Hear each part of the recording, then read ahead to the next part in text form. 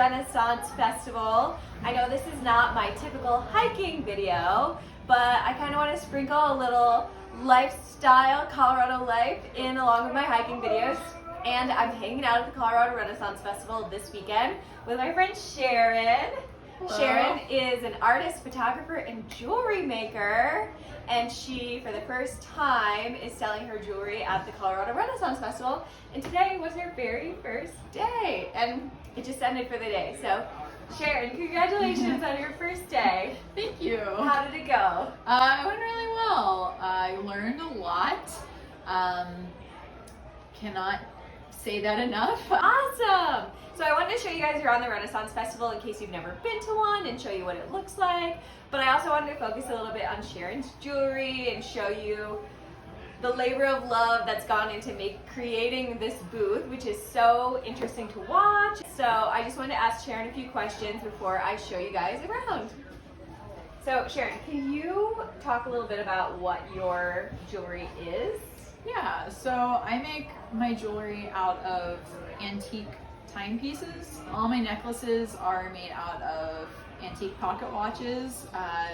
Usually the average year for them is about 100 years old.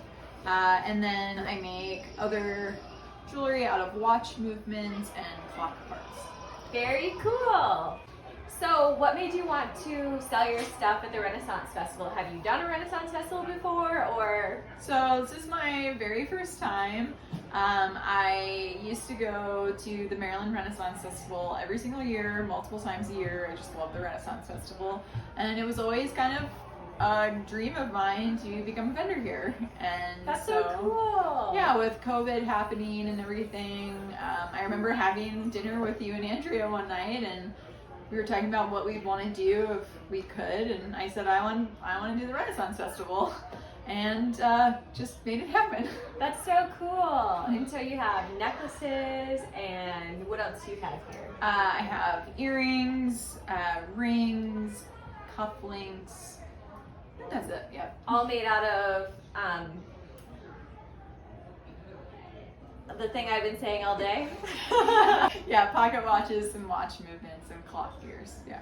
Super cool. Sharon, if people are not at the Colorado Renaissance Festival, is there any way for them to buy the jewelry, or can they follow you online in case you decide to sell it in the future, or? Yeah, so I have an Etsy account. It's Clockwork Traveler, and I also have an Instagram account, also Clockwork Traveler. Oh, awesome. I'm not even following them because I didn't know. So I will follow it. Okay. Awesome. Well, guys, I'm going to show you around the Renaissance Festival, but make sure you give Clockwork Traveler a follow. And if you're at the Colorado Renaissance Festival, make sure you stop by and see Sharon. Yeah. All right, now let's go through the festival and see what there is to see and see everyone's awesome costumes.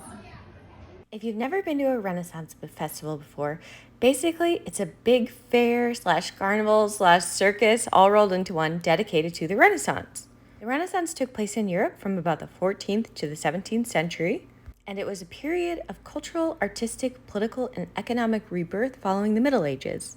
There seemed to be a lot of fans of the Renaissance out there, judging by how many people I saw at this Renaissance festival and how many people got so into dressing up for it.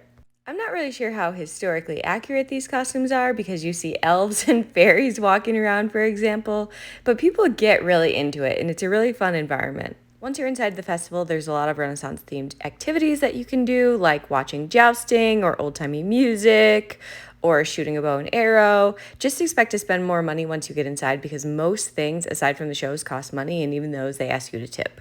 The cost to get in is $27 per adult, $12 per child 5 to 12 years old, and children under 5 are free. By the way, I included this video of people riding elephants, not to shame anyone or the festival, but just to note to you guys that the Humane Society and the Association of Zoos and Aquariums are against riding elephants because they're often abused and it's not totally safe for them to be carrying around humans. Like, for example, it can damage their spines to be carrying adults around. So please don't ride elephants.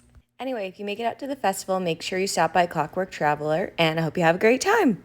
If you dress up, I'd love to see a pic of your costume. Don't forget to subscribe for more hiking, backpacking, AT, and Colorado content.